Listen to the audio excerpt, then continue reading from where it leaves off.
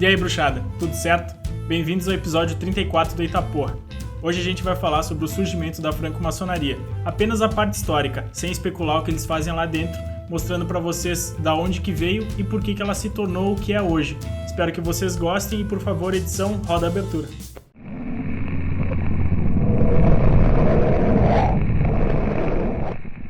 Em 638, Jerusalém foi tomada pelos árabes. Porém, como antes mesmo dessa época já era comum que cristãos fizessem peregrinações na dita Terra Santa, os muçulmanos continuaram por aceitar os viajantes sem muitos problemas. Em 1071, porém, isso mudou após os turcos conquistarem o local e começarem a perseguir os cristãos enquanto expandiam ainda mais seu território. Essa situação fez o Papa Urbano II convocar senhores de feudo, demais membros do clero e populares, de modo a criar uma expedição para a retomada da Terra Santa, já que Constantinopla, capital do Império Bizantino, estava no alvo dos conquistadores turcos. Urbano, para conseguir recrutar o máximo de voluntários quanto possível, decretou que todos que morressem lutando nessa Guerra Santa teriam seus pecados perdoados e um local garantido no Reino dos Céus. Desse modo, acho que fica fácil imaginar o tipo de gente que acabou fazendo parte dos primeiros cruzados, como vieram a ser chamados, graças ao símbolo escolhido para a expedição. Então temos ladrões, matadores, estupradores e todo esse tipo de gente que viu nas cruzadas uma maneira de continuar fazendo merda sem se preocupar com consequências e que ainda por cima recebeu um joinha do Papa. O que é apenas justo, já que eles estavam fazendo tudo em nome do Senhor, aleluia, irmão, tira o capeta deste corpo. Fora isso, também podemos destacar os pobres e miseráveis, que estavam definhando pelos feudos da Europa, pois a agricultura de subsistência não dava conta de alimentar todo mundo. E por último temos os nobres, que viam nas cruzadas um jeito de conseguir terras e posses. Isso ocorria porque o filho mais velho ficava com o feudo, o mais novo geralmente era encaminhado para a igreja, tornando-se muitas vezes parte do clero, e as filhas funcionavam como moeda de troca para acordos políticos e diplomáticos. Ok, mas e os filhos do meio? Boa pergunta. Para os filhos do meio era deixado um abraço e uma passada de mão na bunda. Por isso alguns viram nessa expedição uma maneira de criar riquezas para si, fora que ali seriam comandantes, então qual seria a razão de não aceitar a oportunidade? Por volta de 1097, cerca de 30 mil homens cruzaram a Ásia Menor partindo de Constantinopla, após feito um trato com o rei Bizâncio de que todos os territórios conquistados pelos turcos seriam devolvidos a ele. Spoilerzinho pra vocês, quem podia imaginar que esse acordo ia dar merda? Tá pior que Game of Thrones isso, cara. Graças à falta de organização dos turcos, a Terra Santa foi recuperada pelos cruzados no ano de 1099, fato que surpreendeu a todos, e mesmo aos vencedores trouxe consigo um gosto amargo graças à carnificina gerada, sendo relatados até mesmo rios de sangue correndo pelas ruas da cidade. As terras conquistadas não foram devolvidas aos bizantinos, isso é óbvio, tanto pela dificuldade das batalhas quanto pelos indivíduos que compunham os cruzados. O rei Bizâncio garoteou pra caramba, né? Mas como o cu dele também tava na mesa, até que dá pra entender. Então aceita, meu, que dói menos, rapaz.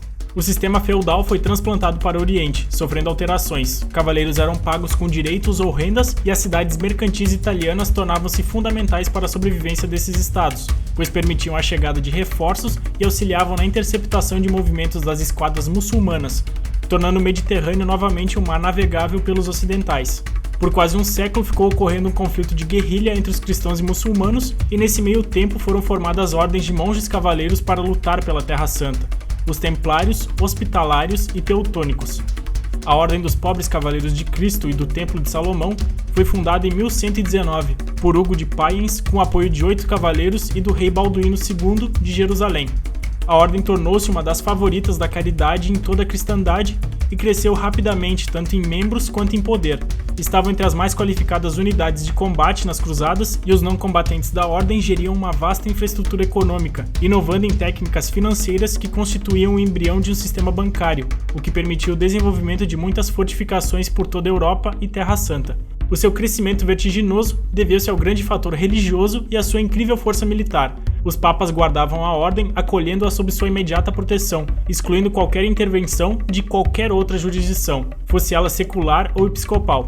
Ao todo, ocorreram 8 cruzadas, e ao fim de 1272 serviram apenas como motivador do crescimento europeu, porém não obteve sucesso no sentido de conquistar permanentemente a Terra Santa, e somente piorou a rivalidade entre cristãos e muçulmanos. Durante esse tempo, a situação financeira dos templários melhorava, enquanto sua qualidade em batalha diminuía, o que começou a levar os altos escalões do clero a distanciar-se da ordem, principalmente após 1291, quando sofreram sua pior derrota. após os muçulmanos invadirem São Jorge do Acre, a última cidade cristã na Terra Santa. Pouco antes da derrota dos Templários em São João do Acre, o rei francês Felipe IV havia solicitado sua entrada na ordem, mas não foi aceito por recusar a abdicar de sua riqueza e poderes. Isso, bruxada, fez o Felipe ficar chateadíssimo. E como ele já estava devendo uns pilas pros Templários, a merda bateu no ventilador com força a partir desse momento. A ordem já não estava muito bem vista pela igreja, e após o rei Felipe IV os acusar de heresia, uma ordem de prisão foi redigida em 14 de setembro de 1307, sendo colocada em prática em 13 de outubro do mesmo ano.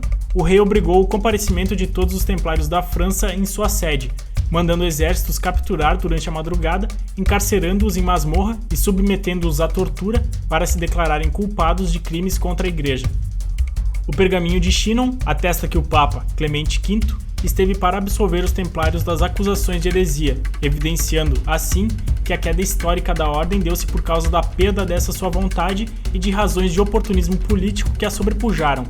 Felipe aproveitou a oportunidade para se apossar dos tesouros acumulados pelos templários, porém não foi capaz de absorver tudo, já que nem todos os cavaleiros da ordem foram capturados e conseguiram se dividir e esconder-se em várias localidades da Europa graças às suas conexões e influências, o que permitiu também a criação de várias sociedades secretas onde podiam continuar suas tradições sem temer a perseguição da igreja e da própria França, pois alegadamente tanto o Papa Clemente V quanto o rei Felipe IV vieram a falecer um ano após a execução de Jacques de Molay, o 63º e último grão-mestre da Ordem dos Templários.